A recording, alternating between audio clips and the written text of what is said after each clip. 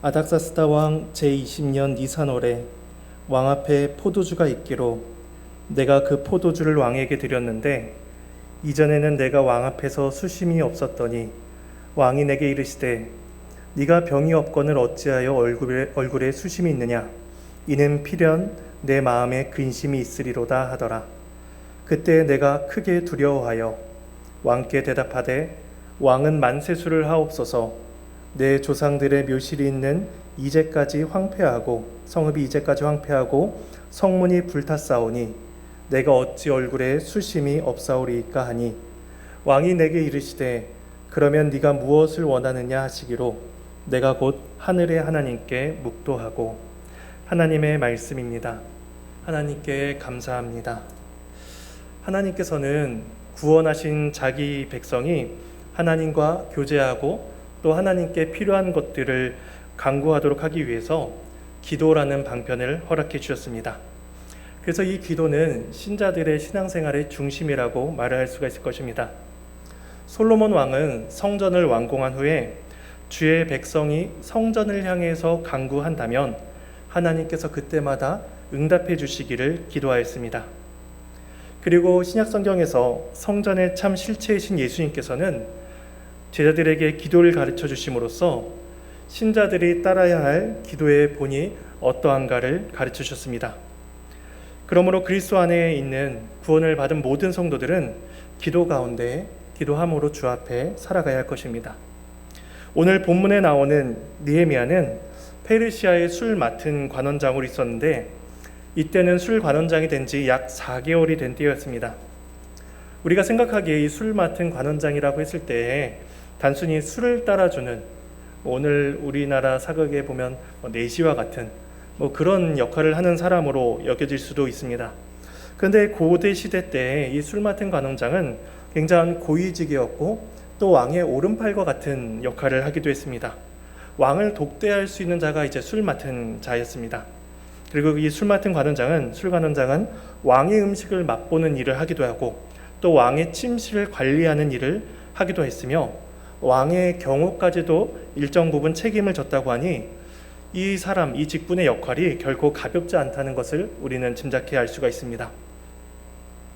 그 술 관원장은 마음만 먹으면 왕을 독살할 수도 있었기 때문에 왕이 절대적으로 신뢰하는 자가 아니라면 그 일은 누구도 쉽게 맡을 수가 없었습니다. 그래서 왕과 가장 가까운 자리에 있는 것이 술 맡은 관원장이었습니다. 오늘 본문에 보면 느헤미야가 변함없이 왕에게 했던 일을 하는 장면으로 시작을 합니다. 1절과 2절입니다. 아닥사스다 왕 제20년 니산월에 왕 앞에 포도주가 있기로 내가 그 포도주를 왕에게 드렸는데 이전에는 내가 왕 앞에서 수심이 없었더니 왕이 내게 이르시되 네가 병이 없거늘 어찌하여 얼굴에 수심이 있느냐 이는 필연 내 마음에 근심이 있으리로다 하더라. 그때 내가 크게 두려워하여. 느헤미야가 왕 앞에 술을 진상하기 위해서 나갔을 때 굉장히 겸손한 자세로 나아갔을 것입니다. 고대 벽화에서는 왕 앞에서 얼굴을 가리고 있는 그러한 벽화도 있었다고 하니 느헤미야가 아마도 그의 얼굴이 왕 앞에 잘 드러나진 않았을 것입니다. 그런데도 불구하고 왕이 그의 얼굴을 알아볼 정도로 그 느헤미야의 얼굴에는 근심이 가득 차게 나타났을 것입니다. 일부 학자들은 이 느헤미야가 자신의 문제를 이렇게 알리기 위해서 의도적으로 슬픈 기색을 띠고 나갔다라고 그렇게 설명을 하는 분들도 있습니다. 그런데 2절 마지막에 느헤미야가 크게 두려워했다라는 것을 볼 때 그가 의도적으로 어떤 생각을 가지고 이렇게 슬픈 기색을 띄었다고는 보기가 어려워 보입니다. 실제로 당시에 왕 앞에서 낯빛을 변하고 그렇게 어두운 표정으로 있는 것은 금지된 일이기도 했습니다. 종의 그런 굳은 표정이 왕에게 안 좋은 일을 가져다 줄 것이다 라고 여겼다고 하니 신하의 표정은 굉장히 중요한 것 중에 하나였습니다. 그리고 페르시아 역사에서 시종이 왕 앞에서 굳은 표정을 지었다고 해서 이제 사형을 시킨 일도 있었다고 하니 느헤미야가 그런 표정을 졌다는 것은 이제 사형죄도 해당하는 것이었습니다. 왕의 질문에 느헤미야가 크게 두려워했습니다. 느헤미야는 자신의 표정이 좋지 못하다는 사실에 두려워했고 또 이제 앞으로 자신이 말할 내용 때문에 두려워했습니다. 3절에 왕께 대답하되 왕은 만세수를 하옵소서. 내 조상들의 묘실이 있는 성읍이 이제까지 황폐하고 성문이 불탔사오니 내가 어찌 얼굴에 수심이 없사오리이까 하니, 느헤미야가 왕에게 고하는 내용은 자신들의 조상, 자신의 본향인 예루살렘이 불탔다는 사실이었습니다. 그런데 예루살렘을 표현하는 다른 여러 가지 표현들이 있었을 것입니다. 아니면 직접적으로 예루살렘 성이 불탔습니다 라고 직접적으로 이야기할 수도 있었을 것입니다. 근데 느헤미야가 그렇게 표현을 하지 않고 내 조상들의 묘실이 있는 성읍이 황폐하고 성문이 불탔습니다 라고 이렇게 이야기를 합니다. 이 말 속에서 느헤미야의 지혜를 살펴볼 수가 있습니다. 페르시아를 비롯해서 고대 근동의 왕이나 귀족들은 조상들의 묘를 잘 관리하는 것을 매우 중요하게 여겼습니다. 그래서 조상들의 묘실이 황폐하고 또 그것을 보호하는 성문이 불탔다라는 것은 그 왕족으로서 귀족으로서 매우 부끄럽고 수치스러운 일이다라고 생각했던 것입니다. 그러니까 느헤미야는 그 당시 문화 속에서 왕의 심정을 잘 헤아려서 말을 했고, 왕은 그가 슬픈 기색을 띌 수밖에 없다는 사실을 헤아려 이해했던 것입니다.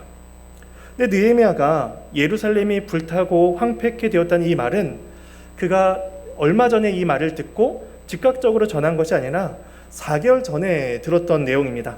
잠시 느헤미야 1장 1절에서 3절 내용을 보도록 하겠습니다. 우리 1절에서 3절까지 함께 읽어보겠습니다.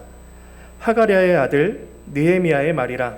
아닥사스다 왕 제20년 기슬루월에 내가 수상궁에 있는데 내 형제들 가운데 하나인 하나니가 두어 사람과 함께 유다에서 내게 이를 얻기로 내가 그 사로잡힘을 면하고 남아있는 유다와 예루살렘 사람들의 형편을 물은즉 그들이 내게 이르되 사로잡힘을 면하고 남아있는 자들이 그 지방 거기에서 큰 환난을 당하고 능욕을 받으며 예루살렘 성은 허물어지고 성문들은 불탔다 하는지라.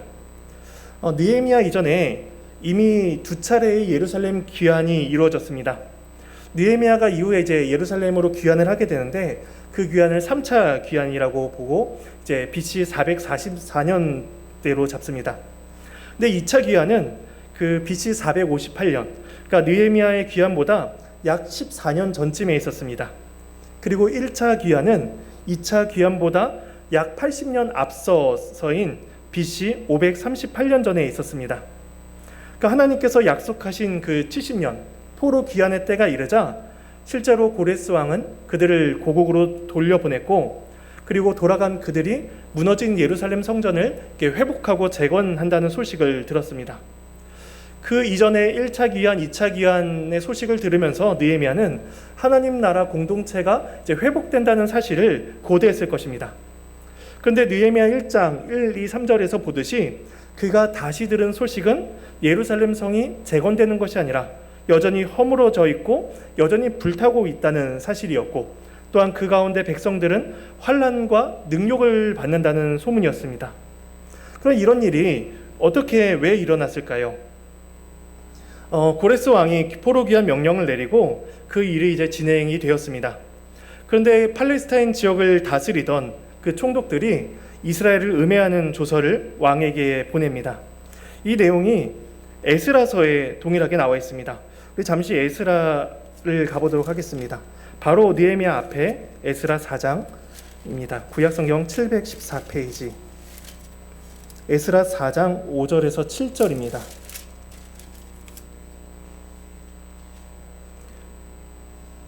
에스라 4장 5절에서 7절 함께 읽어보겠습니다. 바사왕 고레스의 시대부터 바사왕 다리오가 즉위할 때까지 관리들에게 뇌물을 주어 그 계획을 막았으며, 또 아하수에로가 즉위할 때에 그들이 글을 올려 유다와 예루살렘 주민을 고발하니라. 아닥사스다 때에 비슬람과 미드르닷과 다브엘과 그의 동료들이 바사왕 아닥사스다에게 글을 올렸으니 그 글은 아람 문자와 아람 방언으로 써서 진술하였더라. 이때 5절에 나오는 바사, 이 고레스는 페르시아를 세운 1대 왕이었습니다. 그래서 이 고레스 1대 왕 때에 1차 귀환이 이루어졌는데 그때부터 성전 건축을 방해하는 자들이 존재했습니다. 그리고 바사의 3대 왕인 다리오가 즉위할 때에도 똑같이 관리들에게 뇌물을 주어서 그 계획을 막았다라고 5절에서 말씀을 하고 있습니다. 그리고 6절에 나오는 아하수에로는 이제 이 바사의 4대 왕입니다.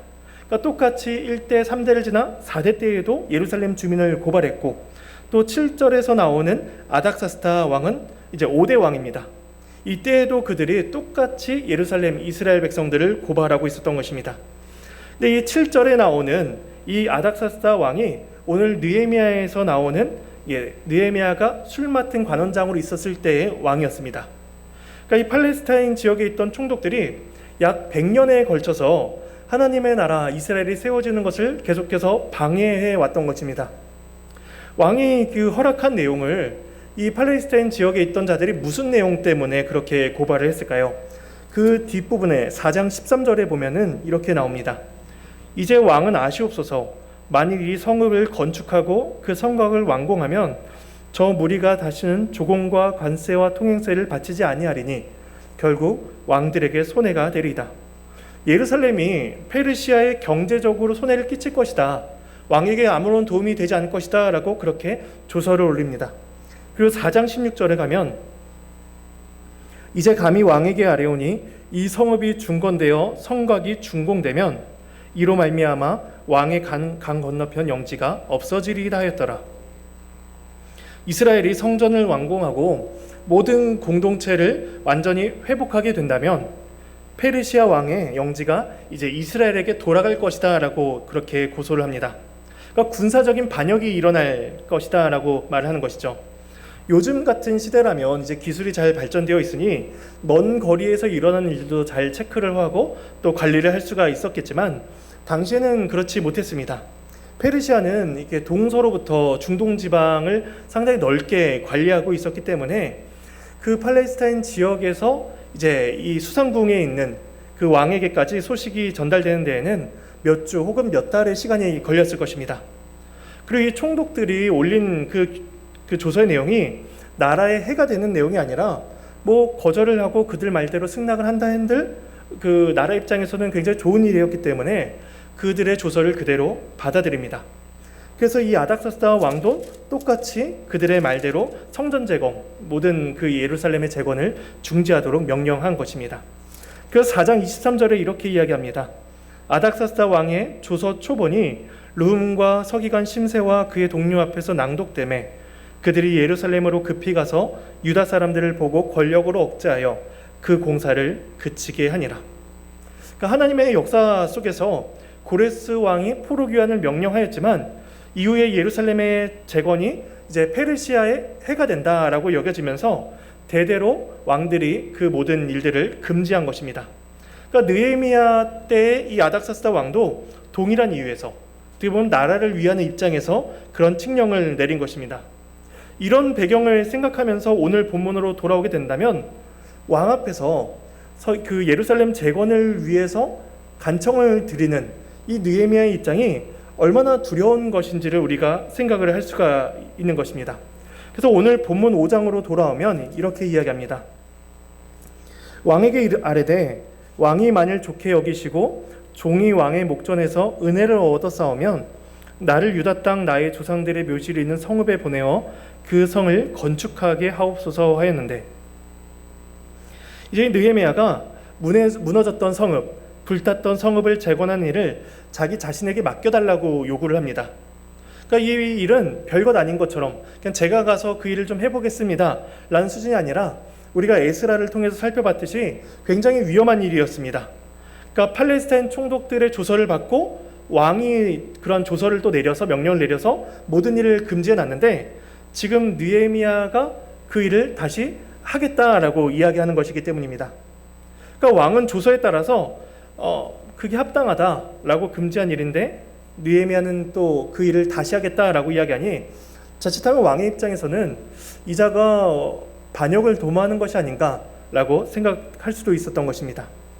근데 느헤미야는 자신의 그러한 행위, 자신의 간청이 오해를 받을 수 있음에도 불구하고 자신이 바라던 바를 왕에게 구체적으로 간청을 합니다. 느헤미야가 이처럼 두려움 가운데서도 왕에게 담대할 수 있었던 까닭은 그가 자신이 하나님께 어떠한 소명을 받았다는 것을 확신하고 있었기 때문입니다. 느헤미야 1장 4절에 보면은 이렇게 이야기합니다. 내가 이 말을 듣고 앉아서, 그러니까 예루살렘의 소식을 듣고 앉아서 울고 수일 동안 슬퍼하며 하늘의 하나님 앞에 금식하며 기도하여, 또 6절입니다. 1장 6절에 이제 종이 주의 종들인 이스라엘 자손을 위하여 주야로 기도하오며 우리 이스라엘 자손이 주께 범죄한 자들을 자복하오니 주는 귀를 기울이시며 눈을 여시사 종의 기도를 들으시옵소서. 나와 내 아버지의 집이 범죄하여. 느헤미야가 그 소식을 듣고 예루살렘을 위해서 금식하면서 기도를 합니다. 그리고 이스라엘의 죄들을 그가 자복하면서 하나님께서 자신의 기도를 들어주시기를 간절히 구합니다. 그래서 11절입니다. 1장 11절에 주여 구하오니 귀를 기울이사 종의 기도와 주의 이름을 경외하기를 기뻐하는 종들의 기도를 들으시고 오늘 종이 형통하여 이 사람들 앞에서 은혜를 입게 하옵소서 하였나니 그때 내가 왕의 술관원이 되었느니라. 형통하여 사람들 앞에서 은혜를 입게 하옵소서라고 느헤미야가 기도를 했을 때에 그가 왕의 술관원장이 되었다고 합니다.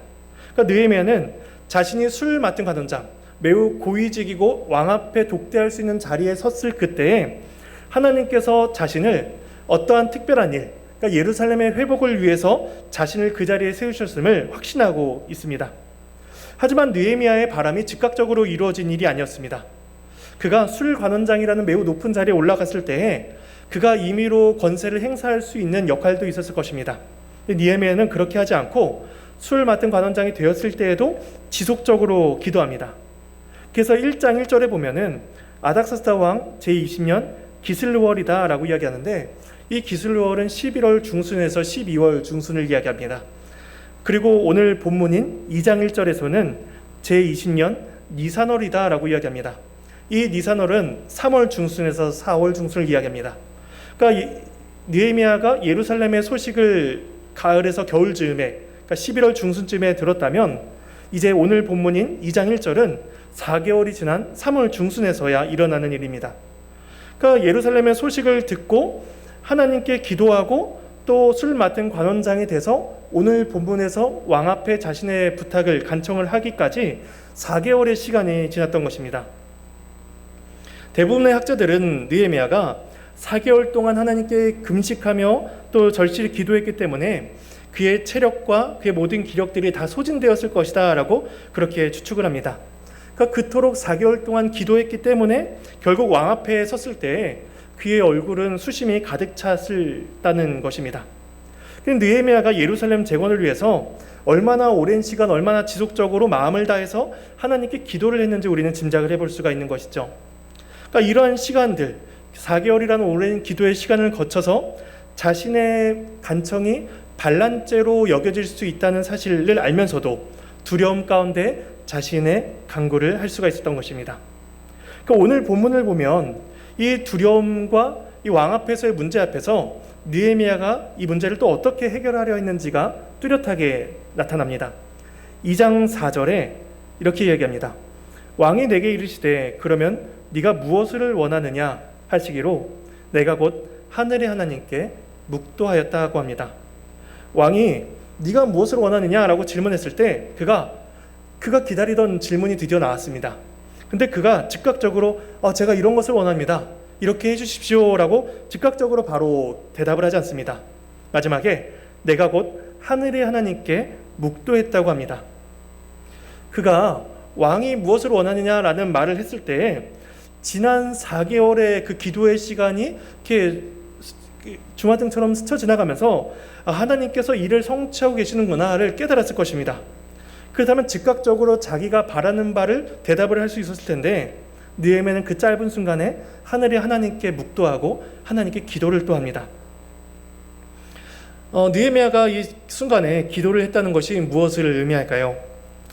당시 온 지역을 다스리던 그 페르시아의 왕에게 그는 자기가 바라는 것을 요구하고 있지만 그 일이 그 인간 왕에게 달려있지 않고 하늘의 왕에게 달려있다는 것을 느헤미야는 분명히 알았기 때문입니다. 그러므로 땅의 왕에게 구하고 있지만 그는 하늘의 하나님께 묵도하고 있습니다. 느헤미야는 한 가지 사실을 분명하게 알았습니다. 이 모든 일의 역사가 힘 있는 왕을 통해서 이루어지는 것이 아니라 오직 하늘의 하나님을 통해서 이루어진다는 것을 그는 알고 있었습니다. 이 모든 일들이 땅의 권세자에게 달린 일이 아니라 하늘의 왕이신 하나님의 손에 달려 있음을 그가 알고 있었던 것입니다. 그러면 우리가 무엇 때문에 하나님께 기도를 해야 할까요? 우리는 이 땅의 권세자와 또 좋은 관계를 유지하고 또 그 사람의 마음만 설득하고 그 사람의 마음만 사로잡을 수 있다면, 혹은 어떤 정치가들의 마음만 우리가 사로잡을 수 있다면 이 모든 일들이 순적하게 잘 이루어질 수 있다라고 생각하곤 합니다. 근데 우리는 그 모든 것들을 다 뒤로하고 왜 하늘의 하나님께 묵도하고 하나님께 기도를 하는 것일까요? 그 까닭은 모든 일이 그 권세자의 손에 달려있는 것이 아니라 하나님의 손에 달려있다는 것을 우리는 믿기 때문입니다. 그렇기 때문에 우리는 하나님의 이름을 부르며 하나님의 도우심을 구하는 것입니다. 우리의 믿음이 하나님을 찾게 하며 우리의 믿음이 하나님을 의지하게 만들고 그분만의 도우심을 구하게 하는 것입니다. 그러니까 하나님에 대한 믿음이 결국 우리를 기도의 자리로 이끄는 것이죠. 따라서 기도는 그 사람의 믿음을 드러내는 것이다 라고 말을 할 수가 있을 것입니다. 그렇다면 우리는 우리의 믿음 생활이 어떠한지, 우리의 기도 생활이 어떠한지를 통해서 하나님 앞에서 우리가 어떠한 자세로 나아가고 있는지, 또한 이 세상 가운데 우리가 어떠한 계획과 생각으로서 살아가고 있는지를 우리 자신을 돌아볼 수가 있을 것입니다. 이제 그렇게 하나님께 기도를 한 이 느헤미야가 이제 왕께 간청을 하며 왕이 그의 청을 받아들이자 느헤미야가 이어서 두 가지를 요구합니다. 먼저 7절에 첫 번째 요청이 나타납니다. 내가 또 왕에게 아뢰되 왕이 만일 좋게 여기시거든 강 서쪽 총독들에게 내리시는 조서를 내게 주사 그들이 나를 용납하여 유다에 들어가기까지 통과하게 하시고, 먼저 첫 번째 요청은 자신에게 왕의 조서를 주셔서 직접 예루살렘에 가도록 하는 것이었습니다. 이때 강 서쪽 총독들이다 라는 표현처럼 유프라테스강 서쪽에는 그곳을 이제 관리하는 총독들이 있었습니다. 그래서 좁게는 팔레스타인 지역을 다스리는 총독들이 있었고, 그보다 더 위쪽에 더 높은 직분으로서는 그 서쪽 지역에 담당하는 그러한 총독들이 존재했습니다. 그러니까 우리가 에스라서를 아까 읽어서 살펴봤듯이 서쪽 지역, 단순히 팔레스타인 지역이 아니라 더 넓은 지역을 다스리던 자들이 이제 왕에게 조서를 보내서 예루살렘의 재건을 반대했던 것입니다. 그러니까 따라서 느헤미야는 왕의 조서를 직접 들고 가야 즉각적인 효력을 발휘할 수 있다고 생각하며 이제 왕에게 그러한 요청을 첫 번째로 합니다. 두 번째 요구는 8절에 나옵니다. 또 왕의 삼림감독 아삽에게 조서를 내리사 그가 성전에 속한 영문의 문과 성곽과 내가 들어갈 집을 위하여 들보로 쓸 제목을 내게 주게 하옵소서 하매, 느헤미야가 두 번째로 건축을 위한 목재를 요청합니다. 먼저 영문의 문과 성곽은 예루살렘을 적군의 침입으로부터 방어하는, 또 적군이 침입하는 것을 살피는 목적으로서 이제 사용이 됩니다. 그 느헤미야가 자신이 들어갈 집을 위한 목재를 요청하는데 이건 단순히 자기가 개인적으로 살 집을 요구하는 것이 아니었습니다. 그러니까 당시 예루살렘을 다스리는 총독 관저로서 그 직무를 수행할 수 있는 그러한 관저를 의미하는 것입니다. 그러니까 이 느헤미야의 관심은 오로지 예루살렘이 회복되고 예루살렘이 올바른 통치 가운데 이제 이루어지기를 바라는 데 있었습니다. 느헤미야가 왕에게 요청한 일들, 그러니까 자신이 직접 갈 때 조서를 주시옵소서라는 것과 재건을 위한 목재를 주시옵소서라고 한 것은 왕이 자신에게 질문을 했을 때 그 순간에 떠올려서 대답을 한 것이 아니었습니다. 이미 오래전, 4개월 전 예루살렘이 회파되고 방해받고 있다는 사실을 처음 들었을 때부터 그가 예루살렘 재건을 위해서 필요한 일들을 계획하고 기도하면서 준비했던 것을 지금 왕에게 대답을 하고 있는 것입니다. 그러니까 느헤미야는 자신이 소망하는 바가 이루어질 때까지 이루어지기를 바라며 하나님께 기도할 뿐만 아니라 그에 대한 구체적인 일들을 위해서 계획하고 준비하고 있었던 것입니다. 바사왕은 그의 요청을 다 들어주었을 뿐만 아니라 이제 군대 장관과 마병까지 다 보내주었다고 9절에 이야기합니다. 9절에 군대 장관과 마병을 보내어 나와 함께 하시기로 내가 강 서쪽에 있는 총독들에게 이르러 왕의 조서를 전하였더니, 이제 한글 성경에서는 군대 장관과 마병을 보낸 사실이 제일 먼저 기록이 되어 있습니다.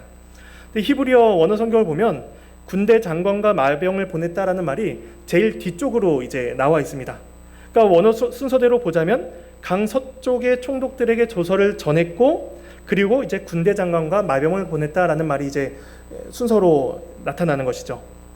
그래서 이제 일부 학자들은 또 이야기하기를 이 왕이 장관과 마병을 보내면서까지 느헤미야의 요청을 들어줬다는 것을 10절 말씀과 연결해서 이제 설명을 하려고 합니다. 10절에 호론 사람 산발락과 종이었던 암몬 사람 도비아가 이스라엘 자손을 흥왕하게 하려는 사람이 왔다 함을 듣고 심히 근심하더라. 그러니까 이 10절과 군대를 보냈다는 이 말씀을 연결해서 이제 왕이 팔레스타인 지역에 있는 혼란스러운 일들, 또 정치적인 어려움들을 이제 잠재우기 위해서 군사를 보냈다는 것입니다. 그러니까 세속적인 관점에 보자면 정치적인 그러한 관점에서, 또 외교적인 목적에서 군사를 동원해서 보냈다라는 것입니다. 그러니까 왕은 느헤미야를 통해서 군사를 함께 보낸다면 그 멀리 있는 팔레스타인 지역의 평화를 도모할 수 있었을 것이다 라고 생각을 했을 수도 있습니다. 근데 느헤미야는 이 모든 일을 믿음의 눈으로 해석을 하고 있습니다. 8절 마지막 부분입니다. 8절 마지막에 내 하나님의 선한 손이 나를 도우심으로 왕이 허락을 했다고 합니다. 느헤미야는 한 나라의 왕에게 예루살렘의 회복을 요청하는 과정 속에서 전능하신 하나님의 능력이 아니라면 결코 이루어질 수 없다는 사실을 확인하고 있습니다. 그래서 그 전능하신 또 영이신 하나님께서 마치 두 손을 열심히 사용하셔서 그 상황을 주도해 가시는 것처럼 그렇게 하나님의 선한 손이 나를 도우셨다라고 표현을 합니다. 그는 하나님께서 그 이스라엘을 위해서 일하실 것에 대한 믿음이 있었기 때문에 기도를 했으며, 또 하나님께서 일하고 계시다는 사실을 알았기 때문에 그는 믿음으로 나아갈 수가 있었던 것입니다.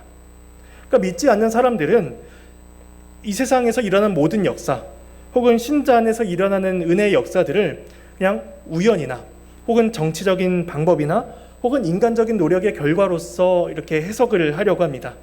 근데 느헤미야가 그 모든 일의 역사의 그 답을 우리에게 제시를 해주고 있습니다.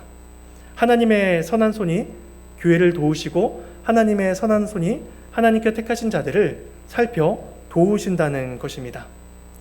그러니까 느헤미야는 그것을 믿음으로 고백하고 있는 것입니다. 그렇다면 느헤미야의 이러한 믿음의 기도가 이스라엘 공동체에게 어떠한 영향력을 끼쳤을까요? 우린 그 영향력을 짧게 살펴보고 말씀을 정리해 보겠습니다. 느헤미야 2장 17절 18절입니다. 우리 17절과 18절 말씀을 함께 읽어보겠습니다. 2장 17, 18절입니다. 후에 그들에게 이르기를 우리가 당한 공경은 너희도 보고 있는 바라. 예루살렘이 황폐하고 자 예루살렘 성을 건축하여 다시 수치를 당하지 말자 하고, 또 그들에게 하나님의 선한 손이 나를 도우신 일과 내게 이런 말씀을 전하였더니 그들의 말이 일어나 건축하자 하고 모든 힘을 내어 이 선한 일을 하려 하매. 느헤미야는 도우시는 하나님의 손길을 경험했습니다. 그 당시 온 땅을 다스리던 그 아닥사스다 왕의 능력이 아니라 하나님의 손이 일하신다는 사실을 그는 경험했고, 그분의 도우심에 의해서 그 예루살렘까지 도착을 했다는 것을 이제 알고 있었습니다. 그래서 그는 자신이 고백했던, 또 자신이 알고 있던 믿음의 내용과 하나님께서 자기 자신을 이곳까지 인도해 주신 하나님의 능력과 하나님의 은혜를 그 이스라엘 백성들에게 나눕니다. 그래서 그 소식을 들은, 믿음의 고백을 들은 이스라엘 안에 새로운 은혜와 또 새로운 격려의 역사가 나타나게 됩니다. 18절에 말씀하듯이 일어나 건축하자 하고 모두 힘을 내어 이 선한 일을 한지라. 이처럼 느헤미야의 믿음과 기도는 그 자신, 개인의 어떤 욕심과 개인의 목적을 위한 것이 아니었습니다. 그리고 그 자신의 믿음과 그 자신의 경건함만을 위한 것이 아니었습니다. 하나님께서는 그 느헤미야의 믿음과 느헤미야의 기도 가운데 언약 공동체가 다시금 세워지게 하십니다. 그리고 각 사람의 경건함이 믿음 가운데 기도 가운데 세워지게 하시면서 모든 자들이 함께 마음을 합하여 하나님의 일에 참여하게 하신다는 것입니다. 이것이 믿음과 또 기도가 우리 공동체에 주는 역사인 것입니다. 교회는 늘 어려움 가운데 직면해 있습니다. 세상은 교회를 미워합니다. 그 유대인들이 예수님을 미워하고 죽이기까지 박해했던 것처럼 그렇게 세상이 교회를 미워한다고 말씀을 하셨습니다. 또 오늘날처럼 코로나와 같은 전염병이 있는 시기를 지낼 때에는 우리 개인적인 경건생활 또 신앙생활을 유지하기에도 큰 어려움이 있습니다. 하나님께서는 이런 세상의 혼란스러움 속에서도 하늘의 하나님께 나아갈 수 있는 한 가지 방편을 마련해 주셨습니다. 그것은 바로 기도인 것입니다. 우리가 믿음으로 하나님께 기도할 때 하나님께서는 그 가운데 선하신 손길을 경험하게 하시고 또 그리스도의 몸된 공동체가 하나님의 은혜를 각자가 나누면서 모두 함께 일어나 선한 일을 도모할 수 있도록 해주셨습니다. 그래서 우리는 하나님께 기도로 나아가야 하며 또 우리의 믿음을 함께 공동체 가운데 나누면서 하나님의 교회가 견실하게 세워져 나갈 수 있도록 우리는 애를 써야 되는 것입니다. 우리가 신앙의 길을 걸어가는 모든 걸음 속에서 하나님께서 우리를 도우실라는 그런 믿음과 또 하나님을 향한 기도를 통해서 우리 개인이 하나님 앞에 온전히 세워지기를 바라며 더 나아가서 우리 모든 교회 공동체가 강건하게 세워질 수 있도록 소망해야 될 것입니다. 이러한 믿음의 기도의 역사가 우리와 또 모든 교회 가운데에 풍성하게 나타나기를 간절히 소망합니다. 우리 함께 찬송하시겠습니다.